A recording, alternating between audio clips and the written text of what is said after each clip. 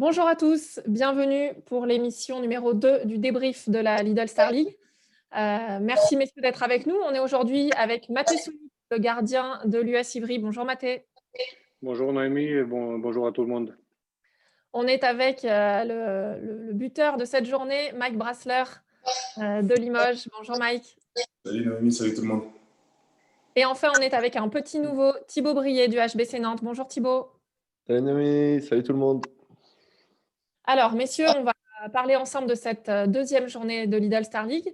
Et puis, les internautes qui nous regardent sur Facebook, n'hésitez pas à poser vos questions en commentaire. On les relaiera en fin d'émission si vous avez une question pour l'un de nos trois invités. Alors, on va commencer avec Mike.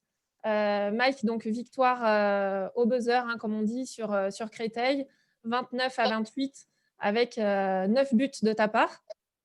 Alors, avant de revenir sur cette action qui a magnifiquement conclu le match, vous avez été en difficulté pendant un moment. Est-ce que jusqu'à 15 minutes de la fin du match, quand vous êtes à 4 longueurs de retard, est-ce que vous avez douté à un moment donné face à Créteil? Je pense qu'il y a forcément un petit moment de doute, mais je pense que le plus important, c'est de le faire durer le moins longtemps possible. Je pense que c'est ce qu'on a su faire. Voilà.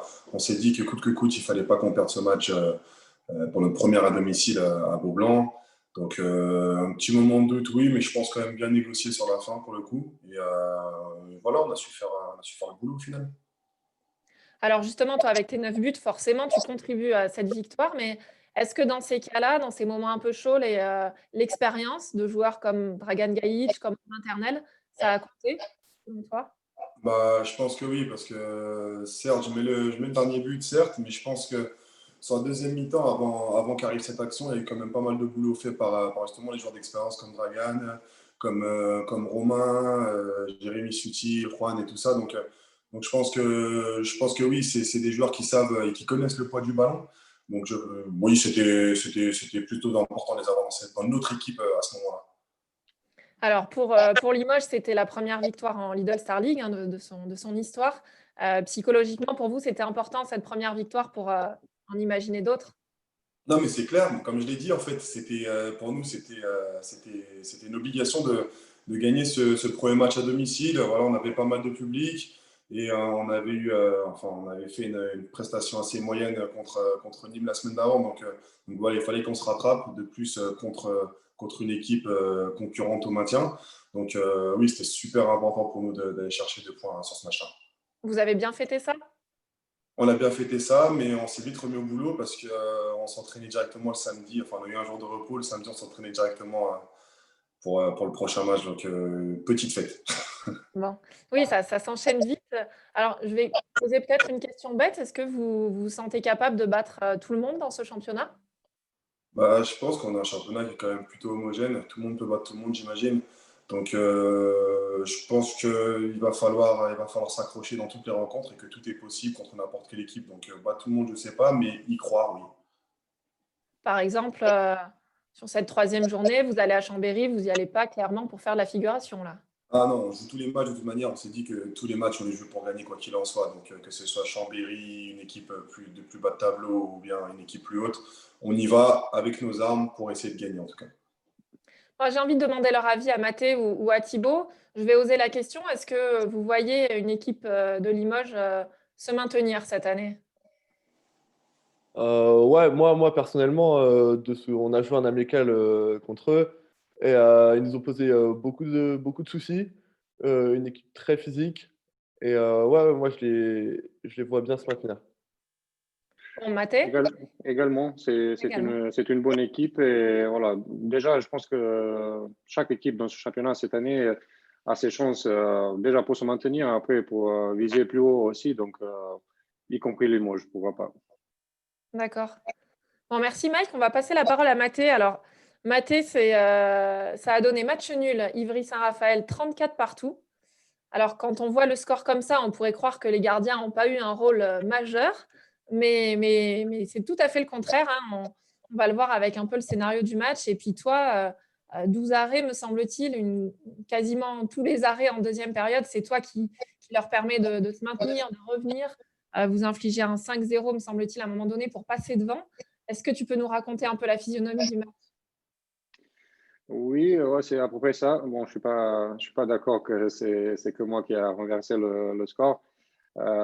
C'est surtout en jouant en équipe qu'on a réussi de s'accrocher et obtenir ce match nul. Mais c'est vrai que c'était un match avec beaucoup de buts et pourtant on a fait des arrêts. De notre côté, au moins, je vais parler. On n'a pas démarré le match comme on le souhaitait. On n'était pas si solide en défense. Du coup, on s'est vu prendre le retard derrière le Saraf. On était à -4 à la mi-temps. On a pris beaucoup trop de buts en premier mi-temps. On avait 20. Là, c'est plus acceptable qu'on prenne ça à Dallon.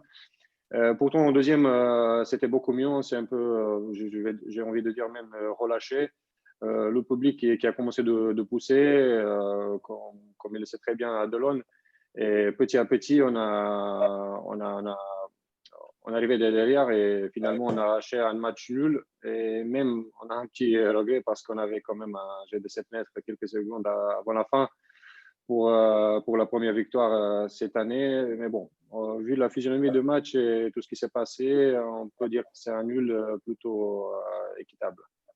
Oui, voilà, pour rappeler, hein, dans les dernières secondes, il y a un geste du coach Raphaël Roy qui vous offre un penalty et là, Alexandre Demaille fait heu, l'arrêt important, hein, qui leur sauve aussi, le match nul. Oui, on était à -2, je pense, 1 minute 30 avant la fin. Donc, forcément, on ne s'est pas vu gagner le match, mais on ne voulait pas lâcher. On a remonté jusqu'au match nul, juste 15 secondes avant la fin, on a égalisé.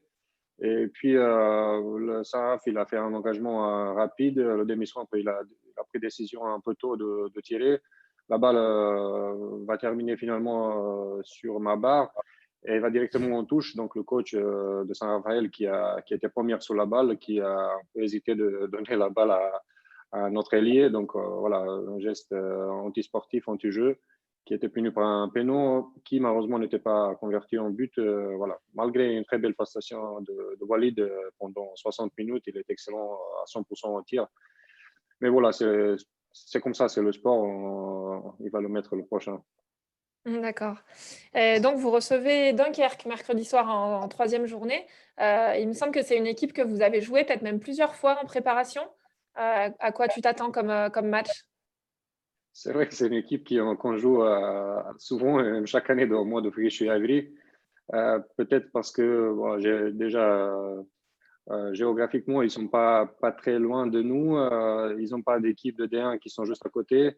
On a des bonnes relations, j'imagine, avec le club de Dunkerque. Donc, quasiment chaque prépa, que ce soit en été ou pendant l'hiver, on joue Dunkerque. Là, on a joué 2 fois cette année, un match nul à Dunkerque et une victoire d'un but à la maison. Donc voilà, ça montre que c'est les deux équipes qui sont plutôt voilà, même, je veux dire, au même niveau. Après, nous, on joue à Delon et on a envie d'enchaîner avec des points.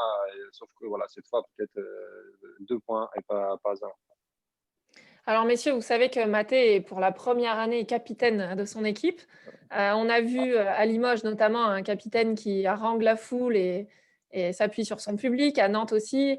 Mathé, comment tu vis ce rôle de capitaine? Est-ce que c'est des choses que tu pourrais être amené à faire davantage qu'avant, de compter sur ton public, d'essayer de rassembler comme ça? Ouais, déjà, je suis extrêmement fier et reconnaissant au club de me donner ce rôle cette année. Après, moi, je suis comme ça depuis que je suis arrivé. Je ne vais pas la différence entre cette année et toutes ces années avant.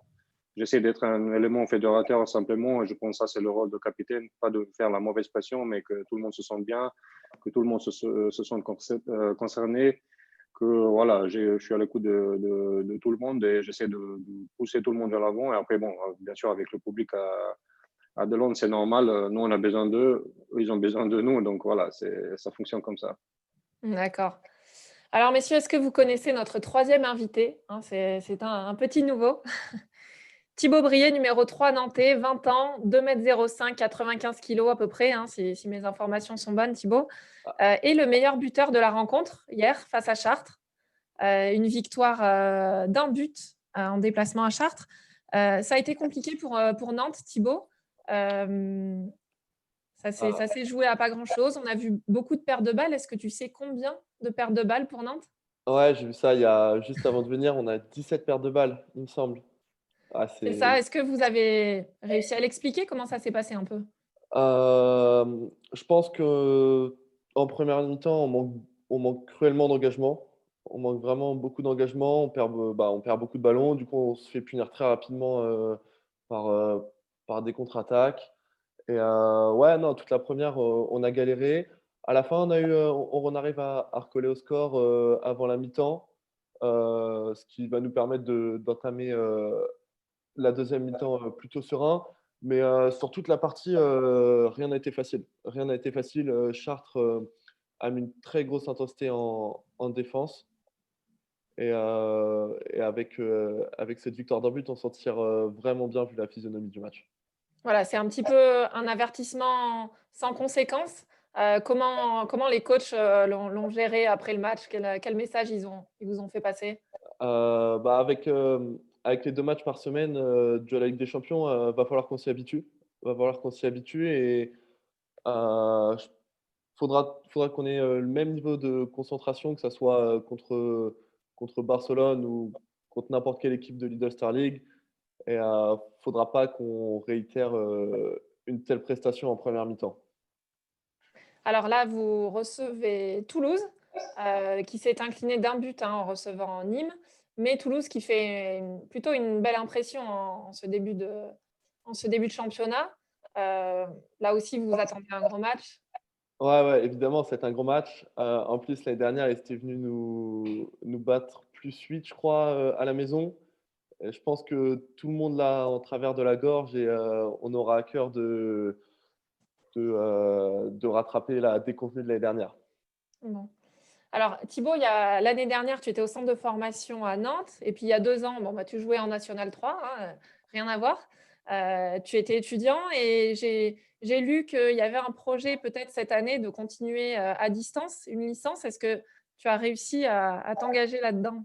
Non, on a modifié un peu sur la licence. On a modifié un peu. Je pense pas que ça serait aussi prenant les 2 matchs par semaine. Donc, on est en train de voir pour faire une formation plus qu'une licence et quelque chose de plus tranquille autour de la musculation, de la nutrition et histoire d'avoir une formation et de continuer de se former. D'accord. Bon, c'est déjà des beaux projets. Félicitations à toi. On ne parle pas équipe de France, hein, tu reviendras dans quelques mois dans le débrief et peut-être on abordera ces sujets-là. Ça marche. Alors, un petit mot sur les autres résultats. Pour l'instant, c'est vrai que c'est difficile de tirer des conclusions, mais dans tous les cas, on voit des matchs très serrés un petit peu partout. À part Paris qui a surclassé Cesson un 39-21, on a vu un Dunkerque-Istres, match nul, 20 partout. Toulouse-Nîmes, on l'a dit, victoire de Nîmes d'un but. Et Chambéry qui est allé s'imposer à Tremblay de 3 buts, 24-27. Est-ce que ce sont des résultats qui vous paraissent logiques pour l'instant, Mike? Ouais, plutôt logique. Comme je disais tout à l'heure, je pense qu'on a un championnat qui est quand même plutôt homogène. Je pense que toutes les rencontres en général vont pas se jouer avec des scores, avec un écart immense. Je pense que c'est plutôt logique d'avoir des résultats comme ça qui varient avec des victoires de 1 ou 2 buts comme ça. Je pense que ça va être comme ça tout le long de la saison, à part quand il y aura vraiment un écart de niveau entre les équipes. Bon, en tout cas, nous, ça nous plaît bien, hein, sur LNH TV, donc on peut continuer comme ça. Alors, on a sur le chat Facebook, on a quelques petits mots. On a un petit coucou de Léo Martinez de l'US Ivry, donc, qui vous connaît, semble-t-il, qui vous complimente, hein, puisqu'il dit c'est aujourd'hui le rendez-vous des beaux gosses. Voilà, on le remercie. Et puis, on a une question pour Thibaut. Quelle est la relation que tu entretiens avec Kirill Lazarov? Question de Gitch. Euh, non, bah, je ne mettrai pas de nom sur la relation. Je peux juste dire que je prends beaucoup d'exemples de Kirill sur toute son hygiène de vie, sa façon de préparer les entraînements, de la façon dont il s'entraîne, comment il joue, la sérénité avec laquelle il joue et le niveau de performance qu'il arrive à développer, à son âge. Non, c'est un exemple. Je dirais que c'est un exemple. Rendez-vous dans 20 ans alors pour voir si tu es au même niveau. Ah, j'espère. J'espère. Ça va être compliqué. Bon, merci messieurs en tout cas de vous être libérés pour revenir sur cette deuxième journée de Lidl Star League. On va vous laisser parce que ça enchaîne et ça enchaîne dès demain sur la troisième journée de Lidl Star League. Alors notez bien, Istres, Aix à 20h, Cesson-Tremblay à 20h30 et Chambéry-Limoges à 20h30 également pour retrouver Mike Brassler à Chambéry donc. Vous prenez la route dès ce soir, Mike, ou demain? On va la prendre ce soir, je pense la route. Ok, donc tout ça, ce sera à suivre sur LNH TV, la chaîne YouTube de la LNH. À 20h30 également, Saint-Raphaël Paris sur Beansport 1. Et puis mercredi, suite et fin de cette troisième journée, tous les matchs sont à 20h30 avec un Créteil-Chartres. À voir qui de Créteil ou de Chartres décrochera peut-être sa première victoire. Ivry-Dunkerque pour retrouver Maté Sunic donc. Et puis Nantes-Toulouse pour le premier match de Thibaut Brier sur la LNH TV. Un gros match donc. Et puis le match premium du mercredi sur Beansport, ce sera le derby Nîmes-Montpellier. Il me reste à vous remercier, messieurs, et puis vous aussi tous qui nous regardez. Rendez-vous demain sur LNH TV. Et puis d'ici là, vous le savez, vous faites vos pronostics sur Kung Fu Prono. Et comme le dirait Maître Panda, chaque réussite commence avec la volonté d'essayer. Merci à tous. Bonne semaine Merci et à à la toi. semaine prochaine. Merci. Au revoir. Merci à toi. Au revoir. Courage.